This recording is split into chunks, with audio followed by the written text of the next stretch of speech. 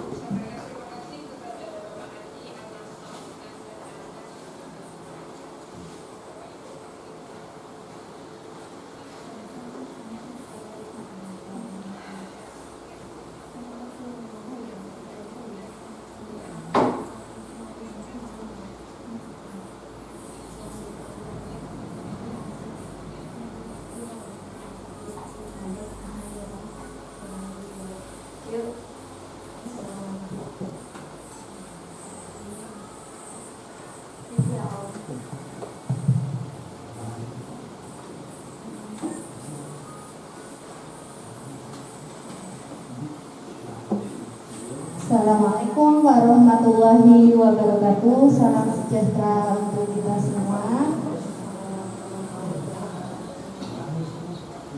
Bapak Ibu Guru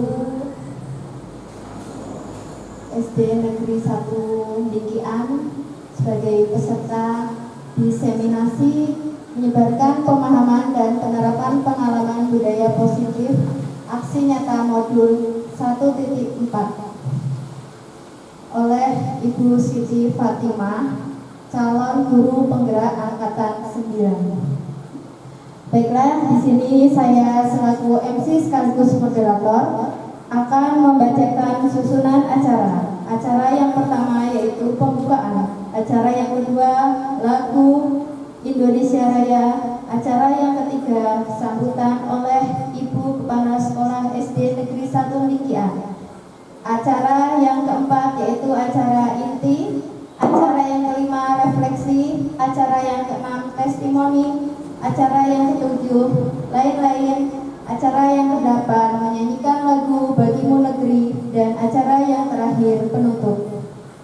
Baiklah, untuk membuka acara, marilah kita berdoa sesuai dengan agama dan kepercayaan masing-masing.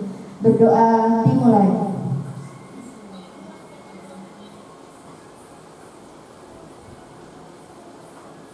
Acara yang kedua yaitu menyanyikan lagu kebangsaan Indonesia Raya. Kepada Ibu Taka kami persilahkan maju untuk memimpin lagu Indonesia Raya.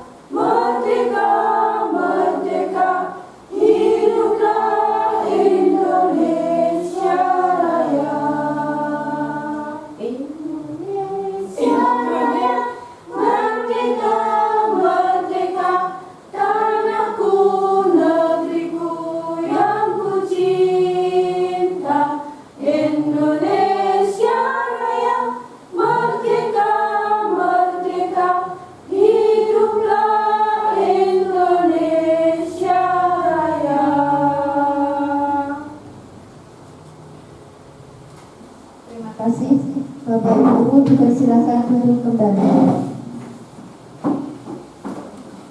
Acara selanjutnya yaitu sambutan oleh Ibu Tri Mulyani SPD SD selaku Kepala Sekolah SD Negeri 1 Lindian.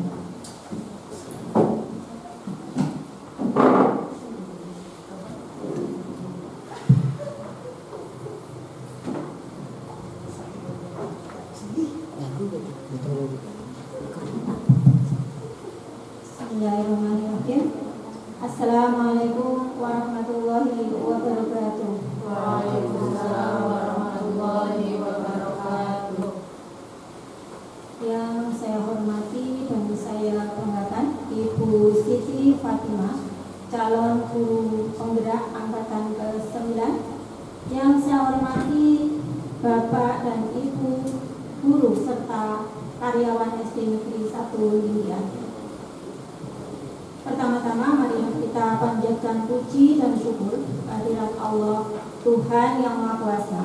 Karenanya pada kesempatan siang menjelang sore hari ini kita berkesempatan untuk melaksanakan diseminasi penyebaran pemahaman dan penerapan pengalaman budaya positif aksi nyata modul 1.4 yang akan dilaksanakan oleh calon guru penggerak Ibu Siti Fatimah. Salawat serta salam semoga tetap tercurah kepada junjungan Nabi besar Muhammad Sallallahu Alaihi Wasallam yang selalu kita harapkan syafaatnya di yaumul akhir nanti. Bapak Ibu yang saya hormati, acara hari ini merupakan satu rangkaian pendidikan guru penggerak yang mana pada hari ini yang menjadi calon guru penggerak adalah teman kita Ibu Siti Fatimah. Kita patut berbahagia, kita patut bangga terhadap teman kita Ibu Siti Fatimah yang telah lolos pada seleksi awal calon guru penggerak. Oleh karena itu, marilah pada kesempatan hari ini kita dukung semua kegiatan yang akan dilaksanakan oleh beliau. Kita doakan semoga semua rangkaian kegiatan yang akan dilaksanakan oleh teman kita berjalan dengan lancar sesuai dengan target sehingga nantinya Bu Siti Fatimah bisa lolos menjadi guru penggerak. Manfaat dari guru penggerak itu sangat besar buat kita semua, tidak hanya buat Ibu Siti Fatimah pribadi, namun imbasnya akan pada kita semua, pada anak didik kita. Pesan saya untuk Ibu Siti Fatimah, tetaplah bersemangat, tetaplah berkreasi, tapi jangan lupa menjaga kesehatan, karena semangat penjenengan sebagai calon guru penggerak akan memotivasi dari teman-teman guru SD Negeri 1 Lindian untuk mengikuti jejak langkah penjenengan di kemudian hari nanti. Marilah acara pada kesempatan siang hari ini kita ikuti bersama-sama paparan dari Ibu Siti Fatimah. Kita ikuti dengan sebaik-baiknya. Harapan saya acara hari ini bisa membawa manfaat bagi kita semua, bagi sekolah kita. Mungkin itu yang bisa saya sampaikan. Banyak kurangnya saya mohon maaf. Akhirul kalam. Assalamualaikum warahmatullahi wabarakatuh. Waalaikumsalam warahmatullahi wabarakatuh.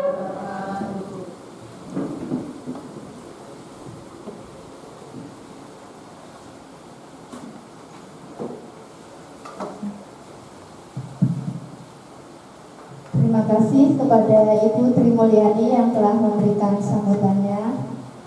Baiklah, tibalah kita Bapak Ibu peserta diseminasi menyebarkan pemahaman dan penerapan pengalaman budaya positif aksi nyata modul 1.4. Sebelum beranjak pada acara inti, saya di sini akan menyampaikan Profil singkat Ibu Siti Fatimah.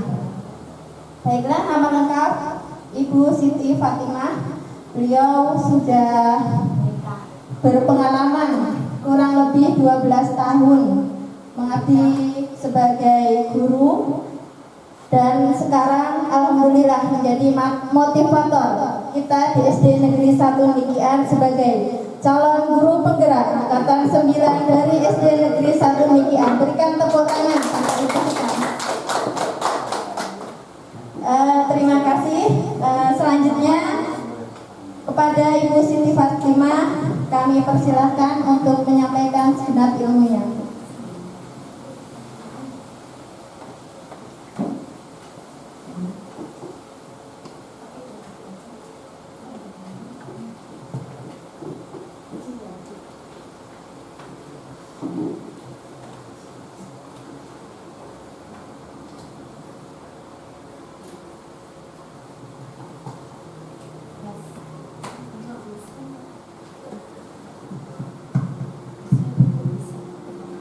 Bismillahirrahmanirrahim. Assalamualaikum warahmatullahi wabarakatuh. Waalaikumsalam warahmatullahi wabarakatuh. Alhamdulillahirabbil alamin.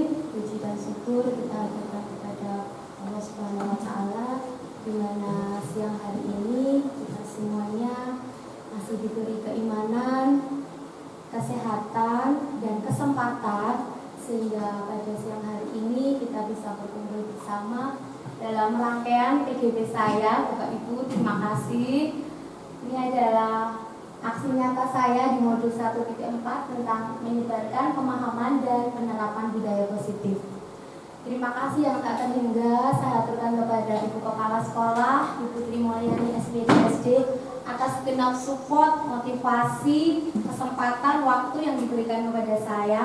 Dan juga terima kasih juga buat teman-teman, rekan sejawat, guru dan tenaga pendidikan yang telah mensupport yang luar biasa. Apalah saya karo panjenengan semuanya. Terima kasih atas kolaborasinya hari ini, dan semoga kolaborasi ini bisa selamanya terjalin dan dalam hal-hal apapun yang tentunya insya Allah nanti ke depan bisa bermanfaat. Seperti tugas kita, peran kita sebagai seorang pendidik insya Allah bermanfaat untuk anak didik kita. Semua yang kita lakukan berorientasi kepada anak didik kita. Bapak Ibu, sholawat dan salam senantiasa kita haturkan kepada junjungan kita Nabi Agung Muhammad Sallallahu Alaihi Wasallam yang senantiasa kita nantikan syafaatnya di yaumil akhir nanti. Amin. Bapak Ibu, mari kita pada kesempatan hari ini kita belajar bersama pengalaman saya bisa sampai ke modul 1.4. Ini adalah pengalaman yang luar biasa bagi saya, karena di modul 1.4 ini bagi saya adalah kulminasi dari beberapa modul yang membutuhkan benar-benar kolaborasi dan semangat sehingga bisa sampai di modul 1.4. Bapak Ibu, sebelumnya ada yang sudah mendengar apa itu budaya positif? Budaya positif, budaya dan positif. Tentunya bukan budaya yang negatif, tentunya bukan budaya yang buruk. Budaya positif. Oke Bapak Ibu, di sini ada beberapa konsep inti dari budaya positif. Yang pertama yaitu perubahan paradigma belajar, ada disiplin positif, ada motivasi perilaku manusia, nilai kebajikan, keyakinan kelas, posisi kontrol guru, kebutuhan dasar manusia, dan segitiga restitusi. Yang tentunya kedelapan ini sangat terkoneksi dan berkaitan satu sama lain. Oke. Pembelajaran paradigma baru. Tentunya ini sudah sangat dikenal sewaktu kita IKM ke kurikulum, karena di kurikulum Merdeka ini paradigma pembelajaran baru sedang gencar-gencarnya kita laksanakan. Itu apa toh pembelajaran paradigma baru? Pembelajaran yang dirancang berdasarkan prinsip pembelajaran berdiferensiasi, sehingga peserta didik belajar sesuai dengan kebutuhannya berdasarkan tahap perkembangan, berdasarkan teori psikologi modern untuk mewujudkan profil belajar Pancasila. pembelajaran berdiferensiasi. Dalam kurikulum Merdeka ini sangat sesuai dengan pembelajaran kita yang berpusat pada murid, karena berdiferensiasi ini benar-benar sesuai dengan kebutuhan dan minat dari murid. Disesuaikan dengan minatnya, disesuaikan dengan tingkat kemampuannya, tingkat pemahamannya. Nah, Bapak Ibu, ini yang kita lakukan berdasarkan pembelajaran paradigma baru ini. Endingnya kita akan mewujudkan profil pelajar Pancasila. Ada berapa elemen ya Bapak Ibu, teman-teman? 6. Oke, masih ingat apa aja elemen P5? Kritis. Oke, kritis, bernalar kritis, mandiri, Gotong royong. gotong royong. Apalagi warna 3. Wawasan global. Apa sih? Ingatannya setia. Belajar Pancasila, beriman dan bertakwa pada Tuhan yang Esa satu, dan berakhlak mulia, berkebinekaan global, gotong royong, mandiri, kreatif dan bernalar kritis. Kita cek. Oke. Belum. 3 tahun gitu. Ada 6. Bener enggak? Oke. Dalam elemen P5 ini yang di dalamnya masih ada sub elemen lagi. Kalau di rapot P5 sudah ada ya. Next. Nah, teman-teman, kenapa kita belajar tentang paradigma baru? Sebelumnya kita mau main gamenya 2-2. Ya. Ada satu yang sebagai A. A ini merupakan tangan sangat kuat. Coba bayangkan apa yang di kepala ini adalah sesuatu yang berharga bagi kita. Berharga sekali, tidak boleh dilepaskan apapun yang terjadi, karena itu sangat penting di kehidupan Anda. Tidak bisa dilepaskan. Yang B, yang jadi B, bagaimana Anda dengan segala cara itu bisa membuka kepalan tangan teman? Boleh dirayu, boleh dihardik, boleh dimarahi, boleh digoda, boleh dikritik, bahkan boleh mengintimidasi. Pokoknya dia caranya yang B ini bisa membuka si A. 1, 2, silakan cari teman berpasangan. Ya. Waduh. Tentukan siapa yang jadi A, siapa yang jadi B.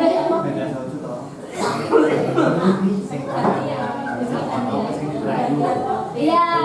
Sekarang siapa dulu yang mau jadi A, siapa dulu yang mau jadi B. Baik, A. Oh, gimana caranya kepalan tangan ini nggak boleh dibuka? Gimana caranya kepalan tangan ini tetap? Oh, yuk, ya caranya ayo. Coba Pak Agus, Pak Win. Coba.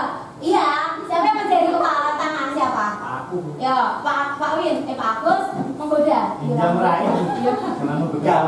Kayak orang dicatat. Boleh. Apa nih? Ya, buka bisa ngomong. Iyo. Ada yang sudah berhasil. Saya mau tanya dulu Pak Win. Pak Win tadi itu yang saya megang tangan apa saya ganti? Saya apa? Terus Pak Agus yang merayu. Terus Pak Win kira-kira membuka nggak tangannya? Berhasil terbuka nggak Pak Agus tadi? Tadi belum jelas itu. Ya sekarang coba ulangi lagi. Tadi belum jelas ya. Mau Mio atau 100.000 tadi? Mio apa 100.000? Kira-kira Mio apa 100.000 dibuka Pak? Ya, tergantung tawaran. Kalau butuh ya dibuka, kalau enggak ya enggak. Badannya berhasil nggak? Coba. Coba gimana caranya? Sama dengan balik tangan sopo? Coba. Satu aja. Terus gimana caranya biar tangan ini dibuka? Kritik boleh. Iya, boleh. Gimana caranya sama dibuka? Boleh dilatih ya, boleh dilatih.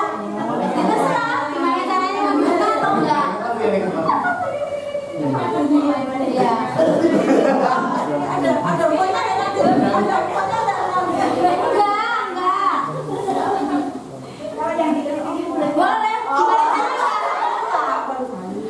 Boleh di sini. Boleh. Ayo bohongi boleh Bu. Dalamnya ada apa daulatnya Bu? Oke, di Mbak Dania nggak berhasil ya, Mbak Dania nggak berhasil membuka. Bapak Ibu, teman-teman, dari A dan B ini sebenarnya siapa sih yang menjadi kontrol diri? Siapa yang sesungguhnya yang mengontrol itu siapa? Si A atau si B? B. Ya atau A? A atau B? A. Oke. A yang mengontrol. Yang mengontrol itu sebenarnya yang apa? Yang mengepalkan tangan. Jadi apapun yang kita mau dibuka, mau ditutup, itu kontrolnya ada pada diri. Motivasi. Ya terserah. Ya terserah. Itu yang sesuatu ada di kontrol diri kita. Kita mau berbuat apapun, perilaku apapun ada di kontrol diri kita. Nah, ini berkaitan dengan teorinya Dr. Glaser tentang teori kontrol. Boleh besok boleh dipraktekkan karena yang pertama, ilusi guru mengontrol murid. Pernah nggak sih kita mengontrol murid? Sering. Padahal sebenarnya murid itu bisa loh memilih untuk tidak dikontrol oleh guru. Seperti kemarin pas kita sholat, sholat orang karang rame, tapi dia punya loh. Iya yo, aku bisa tetap rame, kan karepku. Karena seorang siswa pun punya suatu kebutuhan. Kebutuhan apa toh? Nanti kita bahas di situ. Kenapa murid bisa memilih? Nah, murid memilih untuk dikontrol guru itu karena kebutuhannya. Padahal seandainya murid untuk memilih tidak melakukan apa yang disuruh guru, itu bisa saja. Kemudian yang kedua, ilus bahwa semua penguatan positif, efektif dan bermanfaat. Penguatan positif, belajar yang pintar ya, besok gue jadi dokter. Nah, itu penguatan positif, tapi penguatan positif itu ada pada jangka waktu tertentu saja. Nek wis gede kita bisa memilih kan, pintar harus jadi dokter, pintar nggak harus apa ya, pintar harus jadi dokter, pintar tidak harus sekolah misalnya. Intinya penguatan positif itu juga tidak selamanya akan berhasil diterapkan. Kemudian ilusi bahwa kritik dan membuat rasa bersalah mampu menguatkan karakter. Kita sering loh membuat rasa bersalah pada siswa itu. Dengan tidak sengaja kita sering loh membuat rasa bersalah, padahal membuat rasa bersalah pada murid itu justru malah mengedorkan siswa itu. Justru dari kesalahan sebenarnya murid bisa belajar. Seperti kata pepatah, belajar dari pengalaman. Justru pengalaman itu yang akan membuat murid belajar. Justru dari rasa bersalah itu siswa bisa membuat solusi sendiri. Nanti ada kaitannya di slide berikutnya. Kemudian yang terakhir, ilusi bahwa orang dewasa berhak memaksa. Seperti saya, kehidupan anak saya itu hak kita. Sebenarnya salah. Kita memaksa anak supaya kudu ngene, padahal ternyata salah. Anak-anak juga punya hak sendiri, termasuk hak ngobrol saat diterangkan. Nah, seperti ini. Ya, ada kebutuhannya sendiri nanti. Misalnya, realitas kebutuhan kita dan murid sama. Kita menyampaikan materi, murid harus mendengar materi, padahal kenyataannya berbeda. Realitas kebutuhan kita dan kebutuhan murid itu berbeda. Dua, semua orang melihat yang sama. Kita harus memaksa semua orang berpandangan sama seperti kita. Ternyata juga tidak bisa, tidak boleh. Bukan tidak boleh ya, menurut teori kontrolnya ini tidak bisa diterapkan di siswa karena setiap orang memiliki gambaran berbeda, termasuk siswa. Kemudian kita mencoba mengubah agar orang berpandangan sama dengan kita. Ternyata di teori juga tidak. Justru kita yang harus memahami pandangan orang lain. Perilaku buruk dilihat sebagai suatu kesalahan. Padahal dari perilaku buruk itu kita bisa belajar, kita bisa mencari solusi. Ternyata semua perilaku itu memiliki tujuan meskipun perilakunya buruk. Terakhir lagi, orang lain bisa mengontrol saya seperti si A dan si B tadi. Tapi kenyataannya enggak. Justru kita sendiri yang bisa mengontrol diri kita sendiri. Saya bisa mengontrol orang lain. Ternyata tidak. Anda tidak bisa mengontrol orang lain karena orang lain juga punya kontrol sendiri. Pemaksaan ada pada saat bujukan gagal. Pemaksaan ada pada saat bujukan. Meskipun tadi sudah dirayu, sudah bagaimana caranya agar kepala tangan ini terbuka. Sebenarnya dengan kolaborasi dan konsensus tadi antara si A dan si B tadi bisa menciptakan pilihan-pilihan baru, bisa bernegosiasi. Sehingga model berpikir menang atau kalah itu nggak ada. Ini model menang dan kalah yang diasumsikan kita kepada murid-murid. Kita bisa berpikir model menang dan menang. Jadi apa yang menjadi kebutuhan kita dan apa yang menjadi kebutuhan murid itu sama-sama terpenuhi. Nah, sampai di disiplin positif. Kira-kira apa ya disiplin positif itu? Pernah nggak Bapak Ibu teman-teman mendengarnya sebelumnya? Belum. Hari ini Ya. barusan pada tak ceritain. Iya. Disiplin positif. Disiplin berasal dari kata disiplina yang artinya belajar. Di sini yang dimaksud belajar itu, yang dimaksud disiplin itu adalah disiplin dalam diri kita. Disiplin atas apa yang menjadi tanggung jawab kita, atas apa yang kita lakukan berdasarkan nilai-nilai yang kita percayai. Kita naik motor naik helm. Kita punya nilai, pakai helm itu selamat. Itulah yang dimaksud dengan nilai yang kita percayai.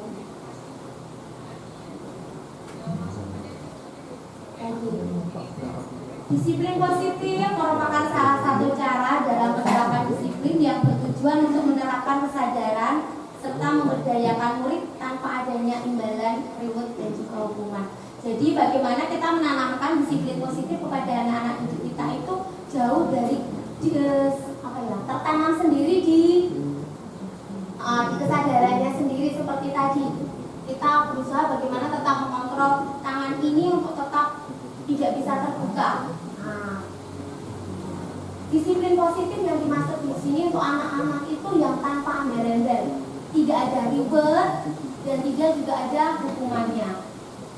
Nah, tugas kita adalah seperti ini karena kita seorang pendidik. Tugas kita adalah menciptakan anak-anak yang mempunyai disiplin diri sehingga mereka bisa berperilaku mengacu pada nilai-nilai kebajikan universal dan mempunyai motivasi intrinsik bukan ekstrinsik. Jadi bagaimana kita menciptakan anak-anak yang punya kesadaran dalam diri sendiri tanpa adanya reward dan punishment, jadi berdasarkan motivasi intrinsik anak, berdasarkan nilai-nilai kebajikan. Apa itu nilai-nilai kebajikan? Sudah dia pernah mendengar?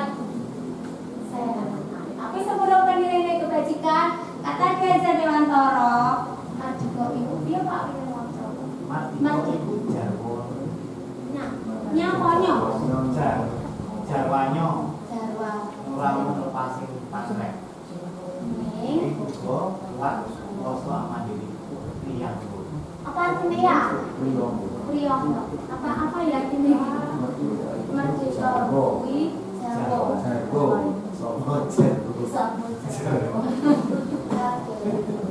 Merdeka itu artinya tidak hanya terlepas dari perintah orang, tetapi kita juga bisa memerintah diri sendiri.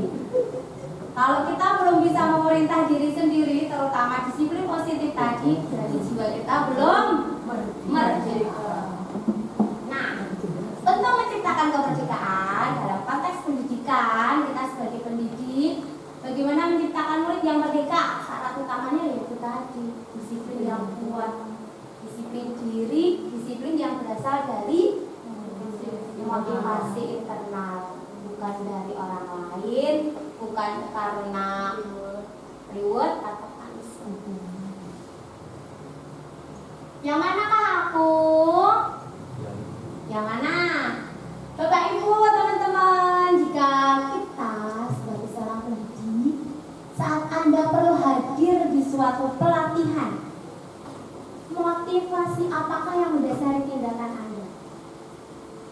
Manakah motivasi yang paling kuat mendasari tindakan Anda?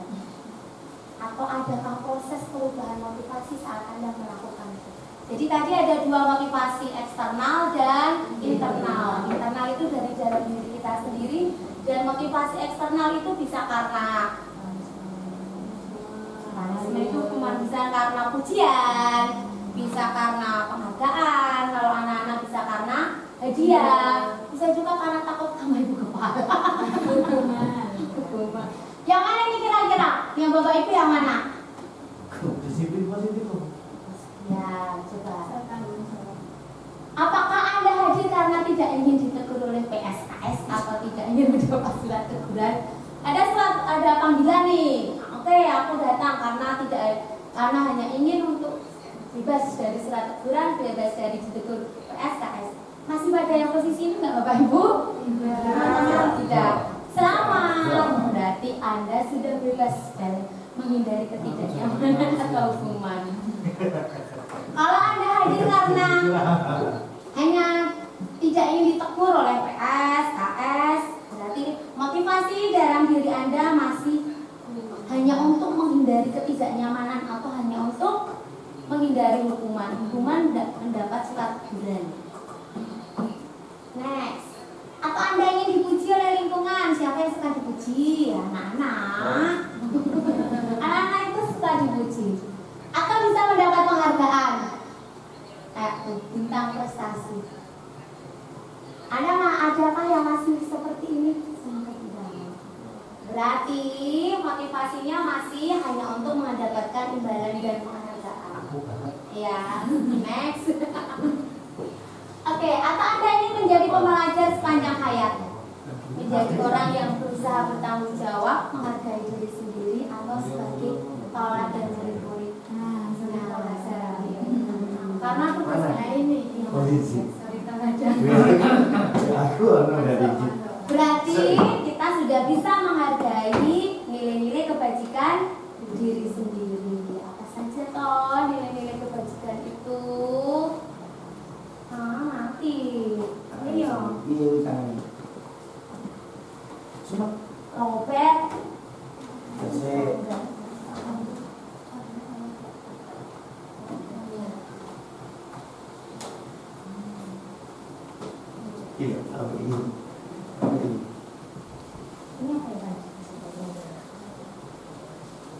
Oke, nilai-nilai kebajikan adalah sifat-sifat positif manusia yang merupakan tujuan mulia yang ingin dicapai setiap individu. Seperti tadi kata Dr. Glaser di teori sebelumnya bahwa setiap perbuatan itu memiliki tujuan, termasuk perilaku yang tidak baik.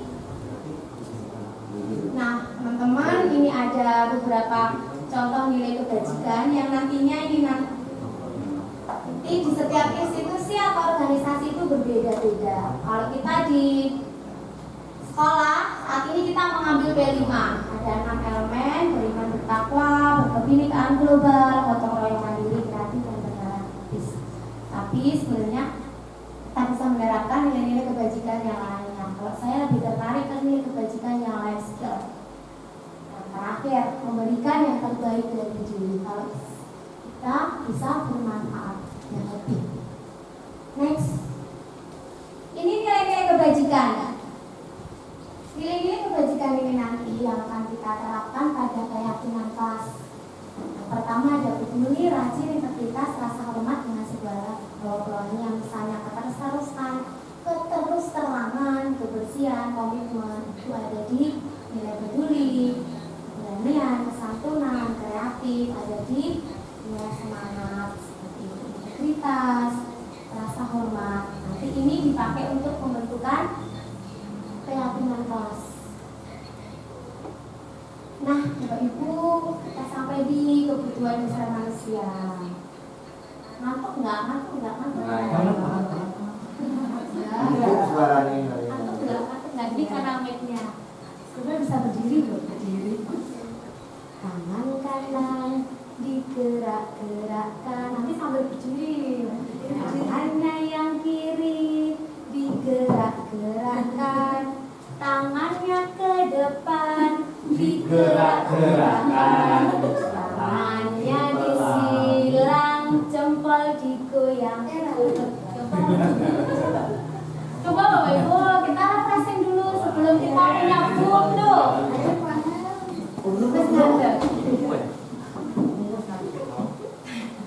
Tangannya Tangan kanan digoyang. Tangannya yang kanan digerak-gerakkan. Tangannya yang kiri digerak-gerakkan. Tangannya ke depan digerak-gerakkan. Tangannya disilang, jempol digoyang.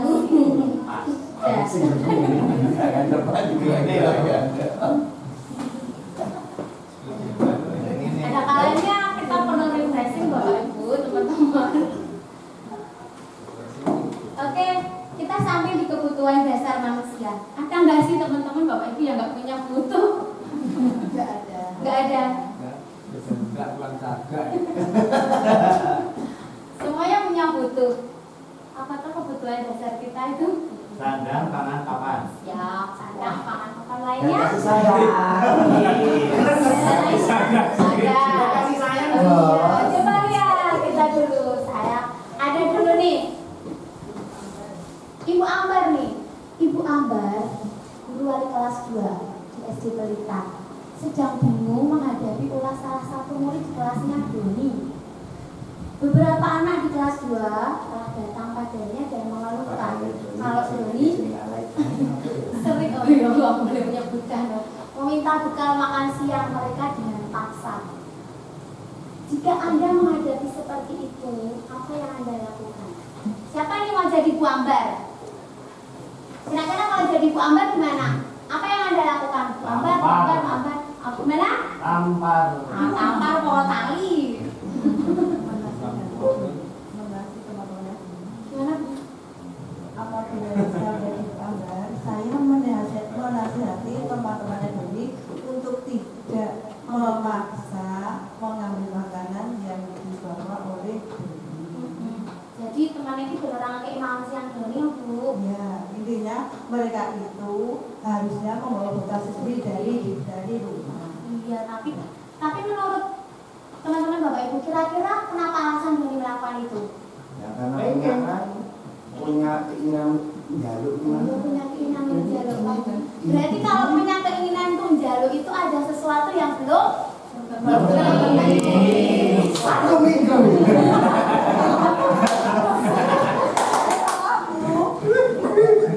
Ya, itu kasih sayang tadi. Karena belum ketemu.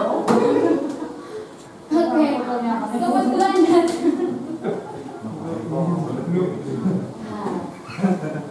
kebutuhan dasar manusia adalah sesuatu yang kita lakukan untuk mendapatkan apa yang kita inginkan. Cocok nggak nih?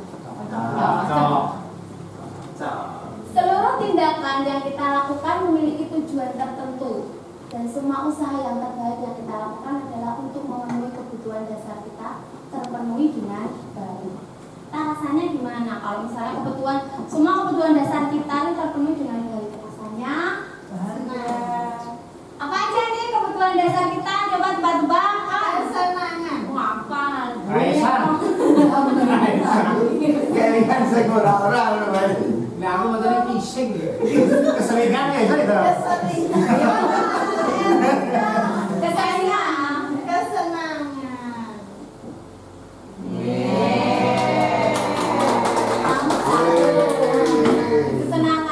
Berarti kebutuhan dasar kita kesenangan yang pertama. Itu termasuk anak-anak loh, teman-teman Bapak Ibu. Kalau pas rame, pas sholat itu mereka membuat teman tertawa itu juga karena kebutuhan dasarnya. Kenapa dia pas sholat? Loh, karena mungkin di pas pelajaran nggak terpenuhi, kita boleh rame. Pas di rumah, akhirnya dia mengaplikasikannya pas sholat.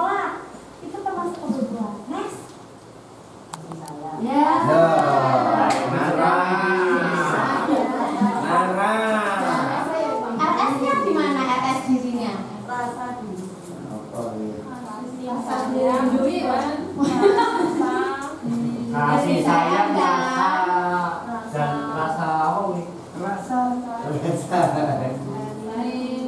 Kasih sayang terpanjang. Diterima. Kasih sayang dan rasa diterima. Rasa diterima di kelompok ini, rasa diterima di kelompok teman, rasa diterima di keluarga, pengakuan diakui. Next. Ada yang ditolak. Iya. Sayang ditolak. Kebahagiaan. Cukup nggak coba? Kebenaran. Kebenaran termasuk kebutuhan? iya Berarti nanti saling bener-beneran dong. Ada yang salah. Kebiasaan. Kebiasaan. Bukan apa? Ke kampung gua anak-anak Kebebasan. susu ya kok kayak gini. Kebebasan. Abang-abangnya itu bebas. Sing jadi rada suwe. Kebebasan. Kebebasan itu termasuk kebutuhan dasar kita. Oh iya. Penghasilan. Lama-lama soal itu semakin hot. Iya. Kenapa, Be? Maksud. Dulunya kan kebutuhan kita perlu apa? Penguasaan. Betul. Iya. Apa? Weh. Iya.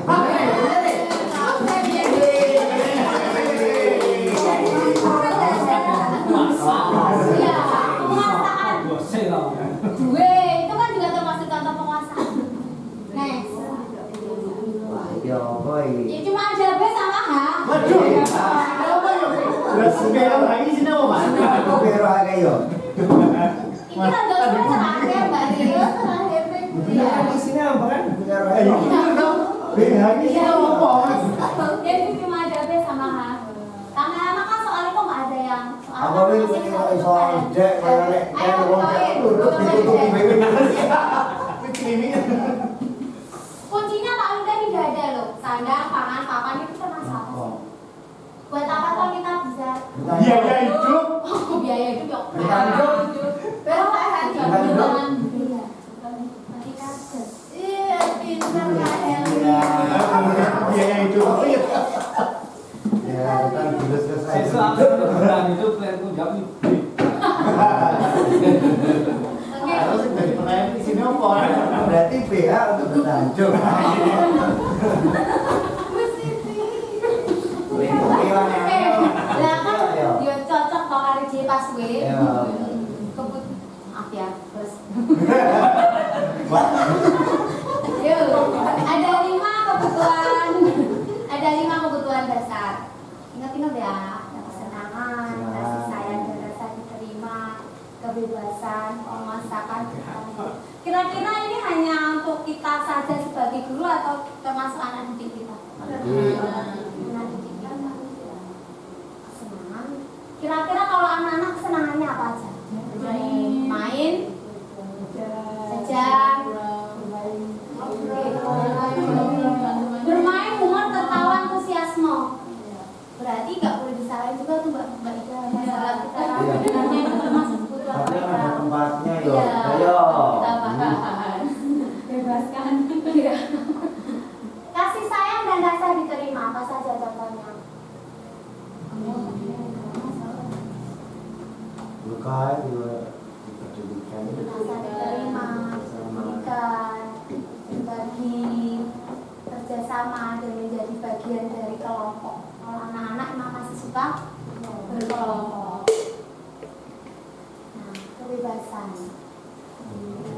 mandiri, memiliki pilihan, mencoba hal yang baru, mampu mengendalikan arah diri. Kebebasan. Ternyata nanti kita juga harus paham apa saja yang mendasari anak-anak berbuat sesuatu, karena anak-anak juga punya kebutuhan, termasuk mungkin perilakunya yang kurang terpuji. Penguasaan, harga diri, keinginan untuk dianggap memimpin, berprestasi, diakui dan dianggap. Keinginan untuk dianggap, jadi misalnya seperti anak didik kita yang istimewa itu mungkin hanya untuk keinginannya dianggap dan dia ini loh aku Diakui itu ya. diakui Bukan dianggap. dianggap itu aja ya. Yang diakui ya betul. Itu ya. Itu. Tetap tahu ya.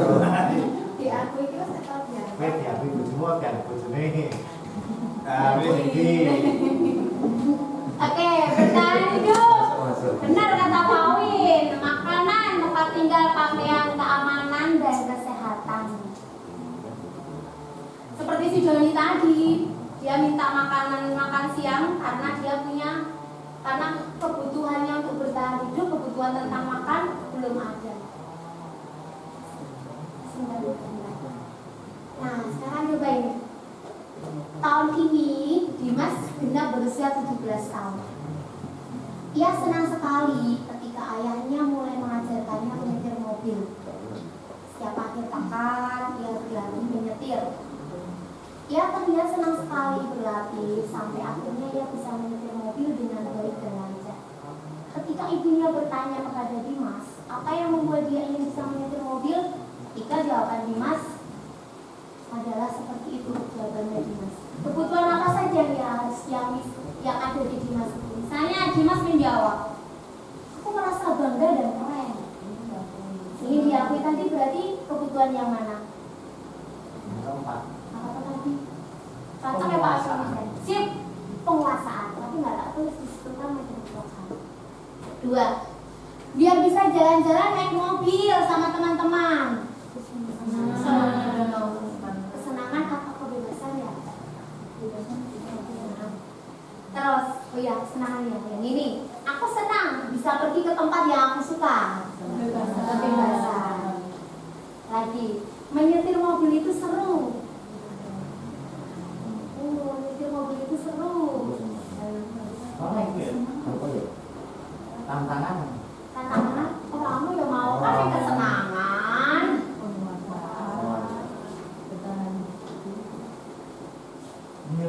Menyetir mobil itu seru. Kesenangan. Kalau tantangan sendiri. Tapi tantangan tidak masuk di kebutuhan ya? Atau include nama tantangan? Penguasaan. Semangat. Next. Nah, makanan. iya yang mikir mau ngene iki.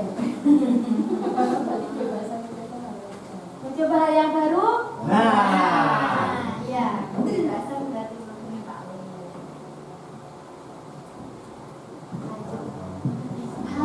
Bapak Ibu boleh sambil diminum dulu. Nah, Bapak Ibu teman-teman sampai kita di motivasi perilaku manusia. Seperti di awal tadi, motivasi ada 2 yaitu motivasi ekstrinsik dan motivasi intrinsik. Motivasi ekstrinsik itu dari luar karena kita ingin menghindari dari ketidaknyamanan atau hukuman seperti ditegur, dapat surat teguran, dan untuk mendapatkan imbalan dan penghargaan dari orang lain. Kalau kita masih melakukan ini berarti itu sebenarnya kita beranggapan bahwa kita tidak bisa melakukan sesuatu kalau kita tidak mendapatkan imbalan. Nah, yang ketiga yaitu motivasi intrinsik itu untuk menjadi orang yang mereka inginkan dan menghargai diri sendiri dengan nilai yang kita percaya. Jadi sesuatu yang kita lakukan itu seharusnya dan terutama untuk anak didik kita murid, bagaimana kita menanamkan motivasi intrinsik kepada anak didik kita. Jadi tidak untuk menghindari kenyamanan, tidak untuk mendapat imbalan dari Bapak Ibu semua.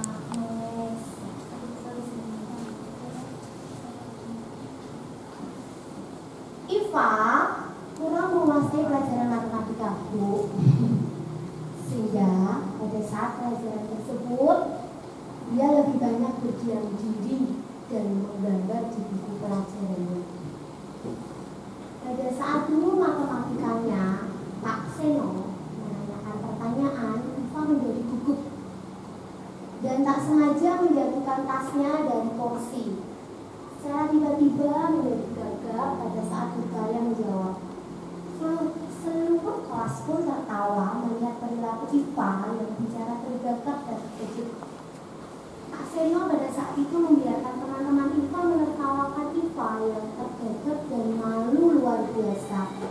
Dan malahan minta IPA untuk maju di depan dan berdiri di depan kelas sambil menunjuk hidungnya karena tidak bisa menjawab pertanyaan Pak Seno. Kelas semakin gaduh dan anak-anak pun tertawa melihat IPA di depan kelas memegang ujung hidungnya. Gimana Bapak Ibu teman-teman? Kalau Pak Seno itu Baik. Pak Seno baik karena Pak Seno menyuruh IPA di depan memegang hidungnya. Apakah Pak Seno termasuk menghukum IPA? Belum. Iya, karena Pak Seno juga punya tujuan mau ya. Dan termasuk perilaku yang tidak terpuji pun memiliki tujuan. Tapi bagaimana seandainya perasaan IPA kalau ditertawakan seperti itu?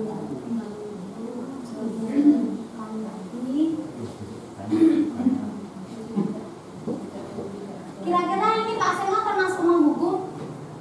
Belum tentu. Oh, ya, belum tentu, kata maafnya belum tentunya di mana? Nah, kalimat berikutnya. Tidak ada. Ini cuma kasih saja. Oke, Pak Seno ini ada hukuman, konsekuensi, dan restitusi. Kira-kira Pak Seno tadi termasuk yang mana nih? Hukuman, konsekuensi, atau restitusi? Hukuman itu tidak terencana atau secara tiba-tiba kayak kemarin kita mau hukum yang tidak sholat, ulangi lagi. Itu termasuk hukuman karena murid tidak tahu dan tidak dilibatkan dan sifatnya satu arah, jadi hanya untuk murid ketok. Dan biasanya hukuman itu berupa fisik dan psikis. Jadi kalau nggak fisik mungkin kalau perasaan IPA tadi termasuk di psikisnya. Kemudian kalau konsekuensi terencana sih, disepakati sesuai dengan peraturan. Tetapi murid tetap dibuat tidak nyaman. Kayak kemarin saya juga pernah itu ya Pak Emir. Konsekuensinya apa nih? Nah, itu tetap membuat murid tidak nyaman dan sikap guru dan awak dewe kita itu selalu memonitor murid. Kesannya kita itu mencari kesalahan. Betul. Ya, jadi pemantau. Oke, sekarang restitusi. Restitusi. Kok bingung gitu? Baik, tulisan nih. Restitusi yaitu proses menciptakan kondisi bagi murid untuk memperbaiki kesalahan. Kegandul ini kalau kita Restitusi ini adalah proses kolaborasi untuk mengajarkan murid mencari solusi sendiri dari apa yang ia lakukan. Jadi murid dan guru berkolaborasi untuk menciptakan solusi dari masalah murid. Jadi murid yang mencari solusi sendiri. Sampai tebak-tebakan lagi, hukuman atau konsekuensi. Cluenya, hukuman itu satu arah, dibuat secara tiba-tiba, ada hukuman fisik dan psikis, dan hanya murid saja. Kalau konsekuensi, ada kesepakatan, tetapi tetap membuat murid tidak nyaman. Oke, Awin. Hukuman. Saya mencatat 100 kali dalam buku kalimat. Saya tidak terlambat lagi karena terlambat ke sekolah. Hukuman. Hukuman atau konsekuensi? Konsekuensi ya. Sudah ada kesepakatan. Lari mengelilingi lapangan basket 2 kali karena terlambat dari di sekolah. Hukuman langsung secara tiba-tiba. Membersihkan coretan yang dibuatnya di meja tulis. Ini konsekuensi ya. Murid diminta untuk push up 15 kali karena tidak menggunakan masker ke sekolah. Konsekuensi ya, kan sebelumnya kita udah ada misalnya pakai masker itu sudah sesuai kesepakatan. Menggantikan kertas tugas teman yang telah dicoret-coret. berarti itu konsekuensi ya 1 minggu ya. Bukan hukuman. Menggantikan kertas tugas teman yang telah dicoret-coret. Konsekuensi. Secara tiba-tiba ya. Oke. Berjemur di lapangan basket pukul 12 siang karena ngobrol dengan teman. Hukuman. Hukuman.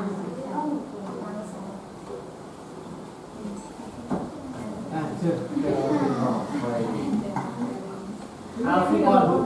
Oke, selain tadi hukuman, kita mengenal juga penghargaan. Dan saya paling tertarik dengan ini, dihukum oleh penghargaan. Teman-teman, bapak ibu, saat kita beberapa kali menjanjikan hadiah kepada anak-anak agar berperilaku bertanggung jawab, atau kepada seseorang murid agar mempelajari sesuatu yang baru, atau kepada karyawan agar melakukan pekerjaan yang berkualitas, sesungguhnya kita sedang berasumsi bahwa mereka itu tidak bisa melakukannya, atau mereka tidak akan memilih untuk melakukannya.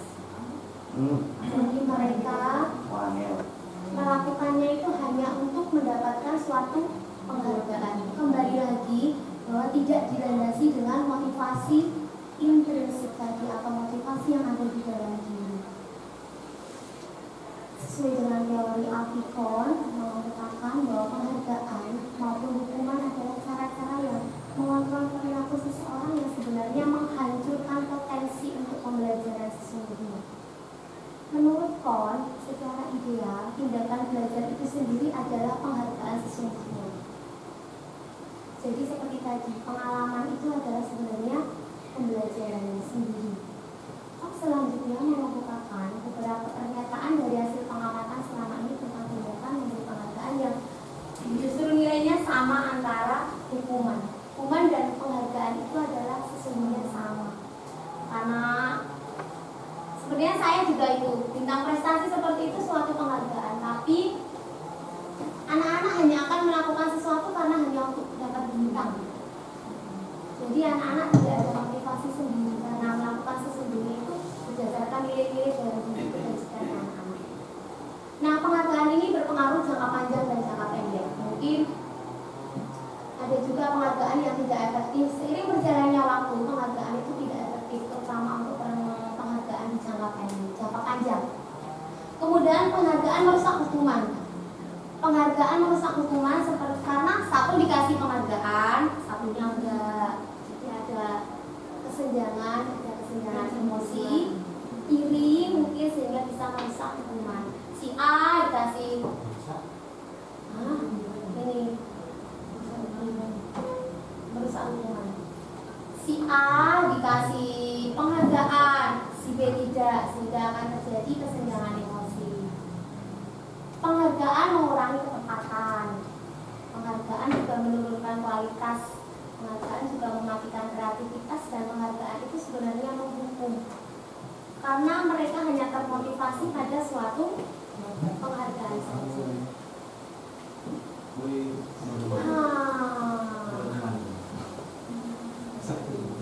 Saat seorang anak belajar pertama kali menggabungkan huruf-huruf dan kata-kata, serta menyadari bahwa ia dapat membaca, timbul pijar di matanya dan sebuah senyuman di wajahnya.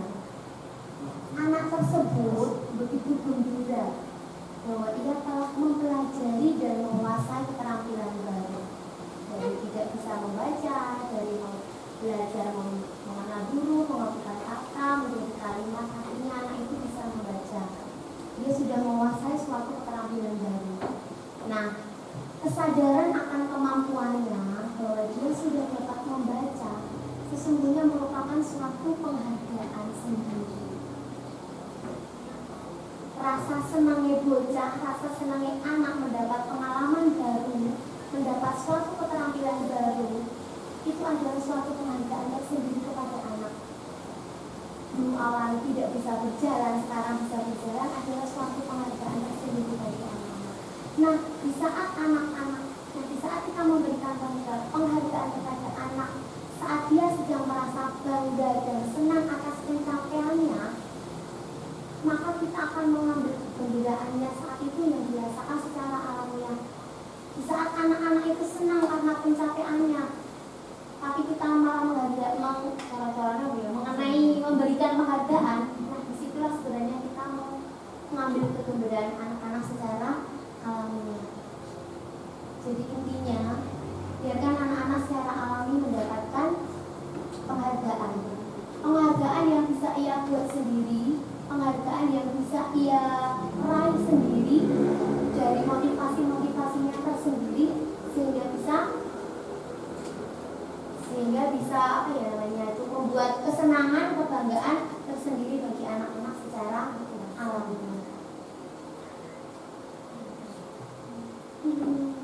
sini Bapak Ibu, tarik nafas. Posisi kontrol seorang guru. Ada hubungannya dengan hukuman dan konsekuensi tadi. Kita bermain kasus lagi. Iya, dan kasus. Karena hidup adalah kasus dan kebutuhan dasar. Tisa dan Hana dipanggil masuk ke ruangan Ibu Dewi, kepala sekolah. Ibu Dewi baru saja mendapatkan pengaduan dari Ibunda Tisa bahwa Hana menggunakan kata-kata kasar dan merendahkan Tisa di media sosial. Kira-kira kalau kita jadi Ibu Dewi gimana ya? Apa yang dilakukan kita sebagai Ibu Dewi? Langsung memaki-maki, langsung atau perlu negosiasi, atau tadi hukuman, restitusi atau konsekuensi? Konfirmasi. Oke, ini berkaitan dengan kita sebagai seorang guru. Ada 5 posisi kontrol dari dosen. Bahwa kita sebagai guru seharusnya kita perlu meninjau kembali penerapan disiplin dalam ruang-ruang kelas mereka selama ini. Penerapan disiplin kita selama ini apakah sudah efektif untuk anak didik kita?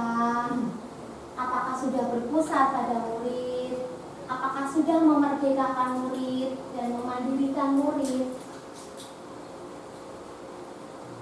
Selama ini disiplin yang kita buat masih satu arah, masih semacam seperti hukuman. Jadi anak-anak yang harus manut sama kita. Nah Bapak Ibu, ada 5 posisi guru. Yang pertama menghukum. Kamu salah ya. Wes pokoknya kamu cuma salah. Penghukum biasanya seperti ini, galak dan intonasinya tinggi. Kemudian pembuat merasa bersalah, intonasinya sudah tidak tinggi, tapi membuat anak merasa bersalah itu apa ya? Membuat merasa bersalah, intonasinya tidak tinggi, tapi masih membuat murid tidak nyaman. Kemudian sebagai teman. Nah, sebenarnya kita sering sebagai teman ini. Wes, aku manut dulu ya, mau pesan ya, lah Siti, ayo saya bareng-bareng. Nah, kita lebih bersahabat kepada teman. Itu bersahabat kepada siswa dengan posisi sebagai teman. Dan pemantau. Ayo konsekuensinya apa nih kalau nakalan? Nakalan kalau pantau nih, kita buat konsekuensinya sendiri. Nah, itu masih Sini pemantau. Dingin. Pemantau itu statusnya seperti sering memonitor, berarti masih sering memonitor kesalahan murid. Tadi ada komunikasi. Nah, kira-kira teman-teman Bapak Ibu guru dari penghukum, membuat merasa bersalah, sebagai teman, sebagai pemantau, kira-kira posisi kontrol seorang guru yang baik yang mana toh? Semua Tidak. ya harus. Cuman prosentasenya harus kita hitungkan. Oh boleh, cocok. Masih kalau sebagai penghukum diterapkan enggak? Diterapkan enggak nih sebagai penghukum kira-kira? Biasa loh. Tidak loh, oleh penghukum itu tidak bisa diterapkan sebenarnya.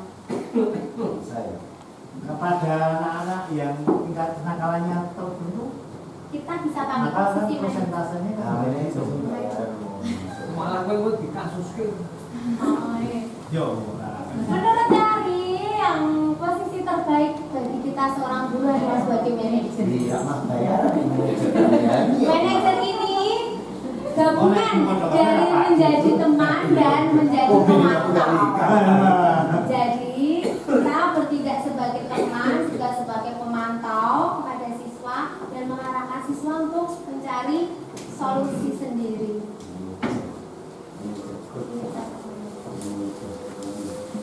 Ini contoh penerapan 5 posisi kontrol guru.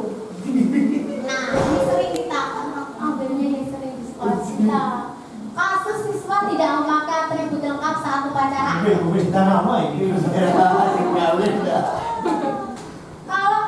posisinya sebagai kontrol, sebagai penghukum. Mesti bilangnya gini, hormat terhadap bendera 1 jam, berdiri di situ 1 jam. Cewek ini baris. Papasan nggak kuat. Papasan nggak kuat. Berat. Sebagai pembuat merasa bersalah. Berapa kali ibu bapak harus bilang, harus memberitahu kamu, selalu saja mengecewakan ibu bapak. Intonasinya sudah tidak tinggi seperti penghukum. Sebagai teman, ayo dong ikuti aturan sekolah, tolong bantu ibu bapak ya sekali ini saja. Posisinya sebagai teman. Kamu sudah melanggar peraturan sekolah, kamu tahu konsekuensinya. Nah, ini sebagai pemantau.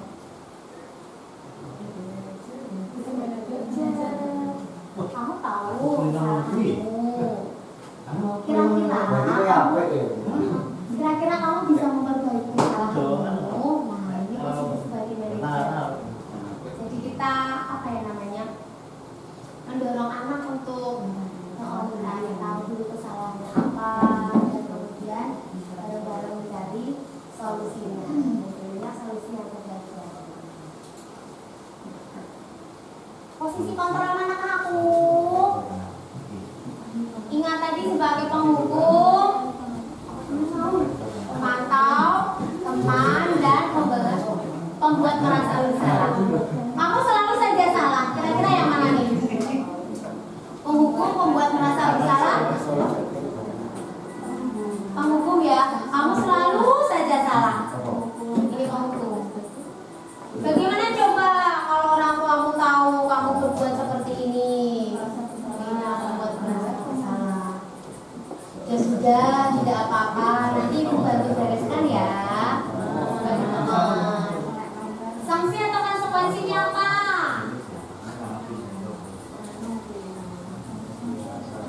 Selain teman tadi apa? Pemantau. Nah, apa rencana kamu untuk memperbaiki hal ini? Tambah bagus sampai di sini keyakinan kelas kita mau ngebut. Mengapa keyakinan kelas bukan peraturan kelas? Karena dibuat bareng-bareng, karena dibuat bersama-sama. Atas dasar Oke, kita pakai contohnya seperti ini. Kita pakai helm biar selamat. Kita pakai masker untuk kesehatan dan keselamatan. Nah, keselamatan, kesehatan itu adalah sesuatu yang kita yakini. Kalau sesuatu pekerjaan itu berdasarkan apa yang kita yakini, itu nanti hasilnya akan maksimal. Nah, itu kenapa kita membutuhkan keyakinan dulu dalam diri. Sehingga tidak peraturan. Kalau peraturan intinya seperti satu arah penghukum tadi. Nah, Bapak Ibu, ada keyakinan kelas. Keyakinan kelas yang kita bentuk. Keyakinan kelas ini bersifat abstrak, berupa pernyataan universal. Pernyataan universal itu arti berdasarkan nilai-nilai kebajikan. Ada disiplin, ada hormati, peduli, hormat, tanggung jawab. Nah, dibuat dalam pernyataan positif. Jadi keyakinan kelas itu tidak boleh kata-kata dilarang atau kata tidak boleh. Tidak boleh gojek, tidak boleh lari-lari di kelas. Nah, kita usahakan untuk menggunakan kalimat yang positif. Keyakinan kelas dibuat sedikit saja agar mudah diingat dan sesuai dengan kondisi kelas dan sekolah sehingga mudah diterapkan. Dan semua warga kelas dilibatkan saat membuat keyakinan kelas.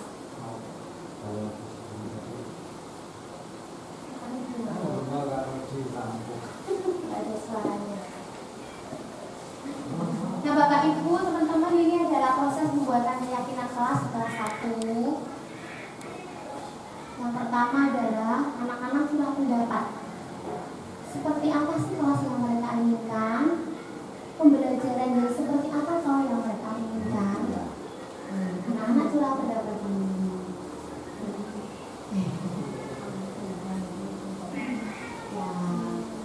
Pendapat itu kita jadikan satu. Iya, curah pendapat itu kita jadikan satu.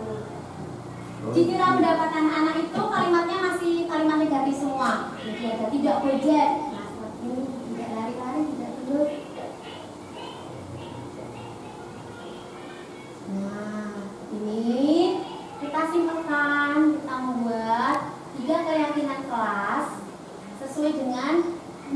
sebagai kebajikan yang tadi. Kita hormati, kasih sayang, dan tanggung jawab. Nah, ini bisa di pojok saya sudah mengaplikasikannya, yang intinya insya Allah besok anak-anak masuk kita tanda tangani bersama. Ada saling menghormati itu meliputi dari rajin belajar dan sabar yang berbicara, kasih sayang, sayang teman, dan tanggung jawab itu meminjam setelah diberi izin. Ini kita ringkas menjadi 3 keyakinan kelas saja. Sampai di N-nya kita ada segitiga restitusi. Ada 3 step restitusi. Yang pertama adalah validasi tindakan yang salah. Kita yang pertama dulu ini sorry. Yang pertama dulu menstabilkan identitas. Segitiga restitusi yaitu kolaborasi antara guru dan murid agar bisa mencapai solusi bersama. Intinya anak bisa mencapai solusi bersama. Yang pertama adalah menstabilkan identitas, validasi tindakan yang salah, dan menanyakan keyakinan. Menstabilkan identitas itu berdasarkan kesalahan adalah bagian dari proses pembelajaran. Biasanya sering kata-kata seperti ini, masalah itu wajar, tidak ada manusia yang sempurna. Pak Ibu juga pernah melakukan seperti itu. Nah, ini menstabilkan identitas karena biasanya anak-anak yang berbuat salah emosinya juga akan tinggi. Kemudian validasi tindakan yang salah yaitu bisa setiap perilaku memenuhi suatu kebutuhan tertentu. Bisa dengan kata-kata kamu pasti punya alasan kenapa kamu melakukan hal itu. Nah, seperti ini validasi tindakan yang salah. Kemudian menanyakan keyakinan seperti yang sudah keyakinan kelas yang kita buat tadi. Kalau ada anak yang salah, kita ingatkan lagi keyakinan kelas kita yang sudah kita buat seperti apa. Ini adalah contoh penerapan segitiga restitusi saya. Yang pertama, ini adalah kasus Mutia meminta izin Kalisa dengan terburu-buru, dia tidak meminta izin. Nah, yang pertama adalah menstabilkan identitas. Memberitahu Mutia, mengkulinjolkan perasaannya Mutia dulu. Kemudian yang kedua adalah validasi tindakan yang salah, menunjukkan di mana salah Mutia. Dan yang ketiga adalah menanyakan keyakinan. Skip aja ya Bapak Ibu.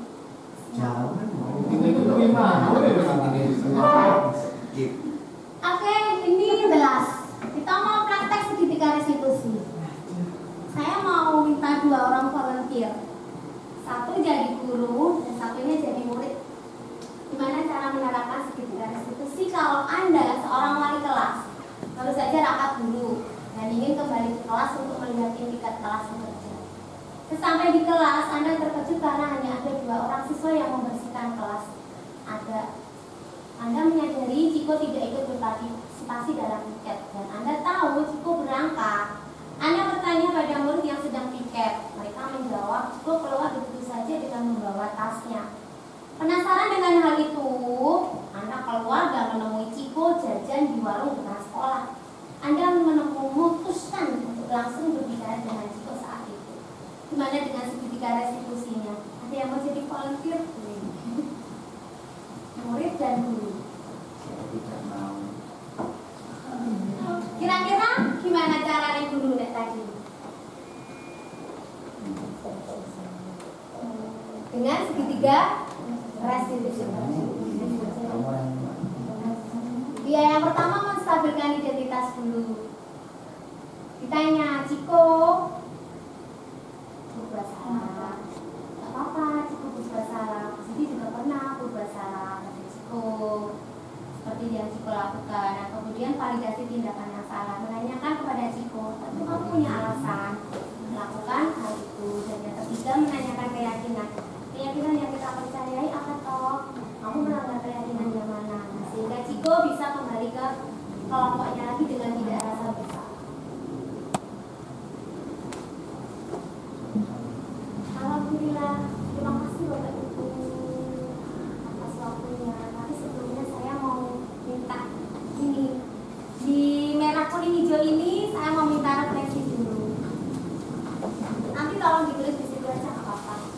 Merah, pink, 3, budaya positif yang belum pernah Bapak Ibu ketahui sebelumnya. Sebelum nanti ditayangkan lagi. Sebelum ada penyebaran budaya positif ini, ada 3 yang Bapak Ibu belum pernah tahu sebelumnya. Ditulis di buku. Pink. Kuning, 2 budaya positif yang menarik bagi Bapak Ibu semuanya. Dan 1 yang hijau. Yang hijau ditulis 1 kegiatan, 1 budaya positif yang akan segera Bapak Ibu lakukan di waktu dekat. Pink. Pink itu yang pink dulu. 3 budaya positif yang belum Bapak Ibu ketahui sebelumnya. 75 slide.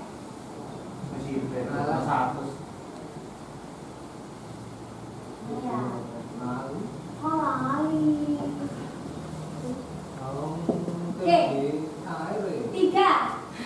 3 budaya positif yang belum Bapak Ibu ketahui, belum teman-teman ketahui sebelumnya, sebelum penyebaran pemahaman ini. Yang pink, ya, 3, 2, 1.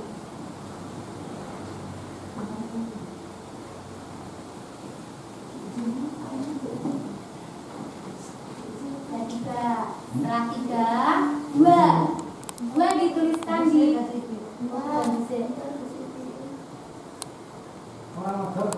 nah, sebenarnya cuma ada.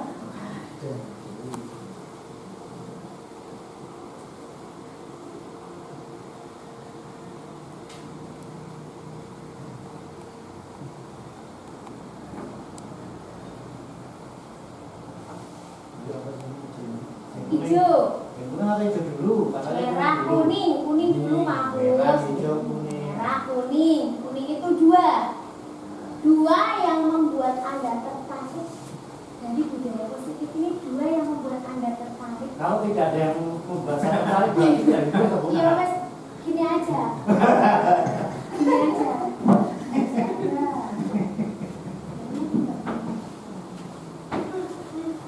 Waduh, kalau sing abang ora apa-apa. Sini.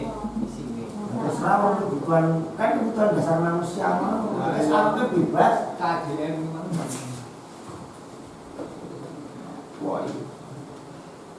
Terus Oke, yang hijau 1 budaya positif yang akan Bapak Ibu lakukan dalam waktu yang dikasih dalam beberapa waktu ke depan. Di situ banyak. Itu tak tulis.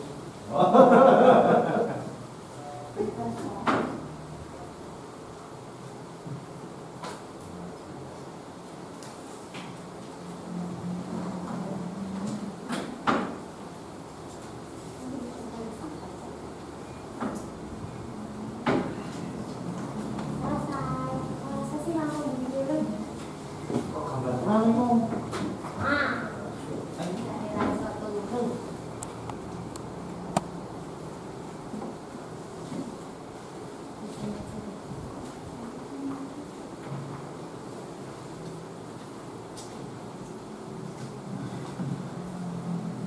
Bapak Ibu, terima kasih atas waktunya, terima kasih atas kolaborasinya, dan terima kasih atas kesempatan yang diberikan kepada saya. Semoga setiap menit yang dihabiskan dalam perjalanan belajar ini akan membantu diri kita menjadi versi yang lebih baik lagi dari hari ke hari, terutama dalam peranan kita menjadi seorang pendidik. Amin. Terima kasih. Sama-sama. Billahi taufiq wal hidayah. Wassalamualaikum warahmatullahi wabarakatuh. Waalaikumsalam warahmatullahi wabarakatuh. Beri aplaus kepada Ibu Siti Fatimah. Alhamdulillah. Ya, terima kasih kepada Ibu Siti Fatimah yang telah memaparkan segenap ilmunya kepada kita semua, sehingga yang belum tahu menjadi tahu dan banyak sekali yang belum kita ketahui. ketahui dan belum bisa kita praktekkan bagaimana menjadi seorang pendidik yang lebih baik. Kemudian refleksi sudah ya Bu? Kemudian testimoni aja sebentar. Acara selanjutnya yaitu testimoni dari Ibu Tri Mulyani sebagai kepala sekolah dan salah satu guru SD Negeri 1 Lingkian. Dipersilakan. Sekarang apa? Sekarang aja sebentar ya. Iya. Sebentar aja ya. Durasi waktunya karena mengingat sudah jam 3 ya Bu. Mohon maaf.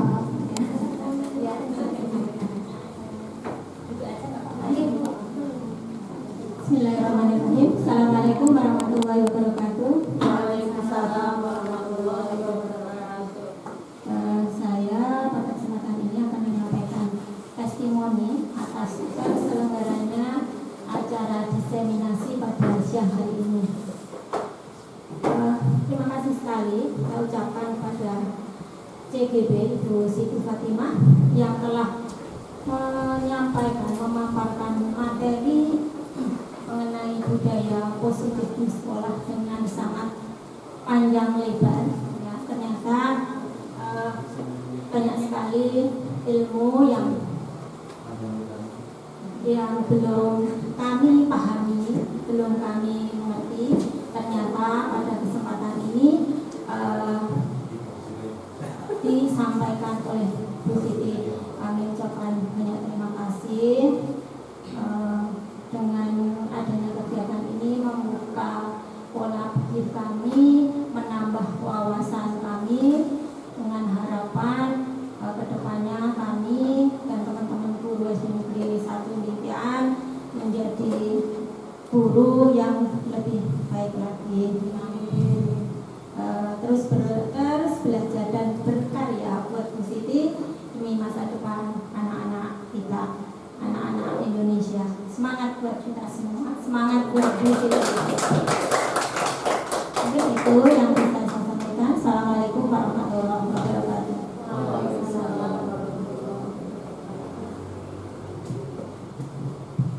Terima kasih kepada Ibu Tri Mulyani atas testimoninya. Selanjutnya oleh salah satu Bapak Ibu guru. Monggo dipraktekkan yang dari motivasi intrinsik, bukan ekstrinsik karena tidak ada imbalannya.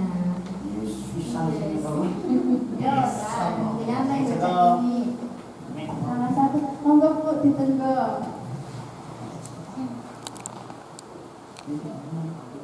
Pak Helmi, Bapak Agus, Pak Rin, Bu Ida, Bu Sri, Bu Vika, atau Bu Surat.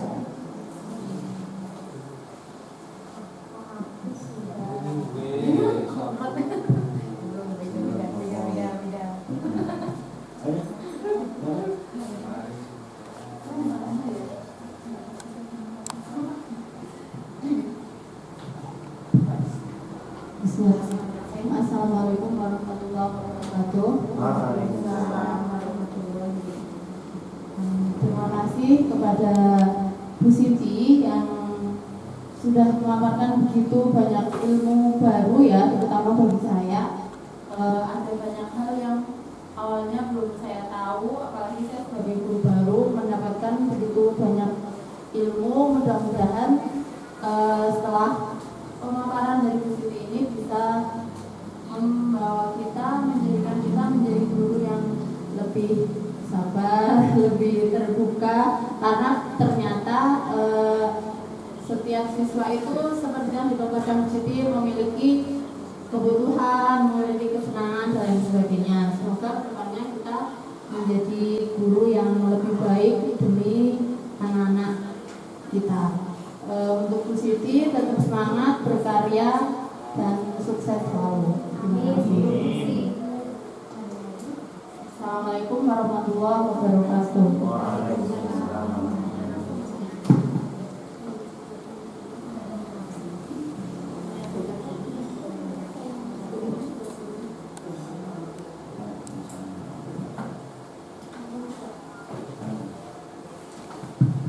Terima kasih kepada Ibu Wahidatul Khairiyah guru PAI SD Negeri 1 Mekian yang telah memberikan testimoninya.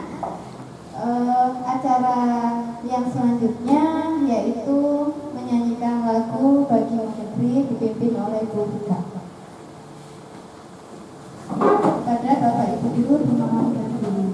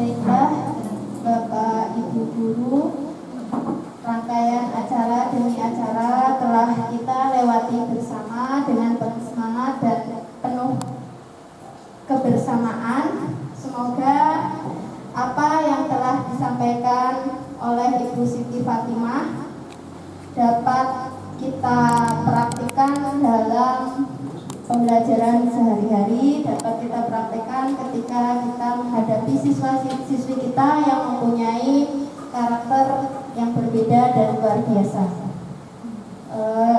Kemudian apabila dari saya selaku pembacara banyak kata-kata yang kurang berkenan, kami mohon maaf yang sebesar-besarnya. Kami akhiri, billahi taufiq wal hidayah. Assalamualaikum warahmatullahi wabarakatuh. Waalaikumsalam warahmatullahi wabarakatuh. Makasih Bapak. Sama-sama.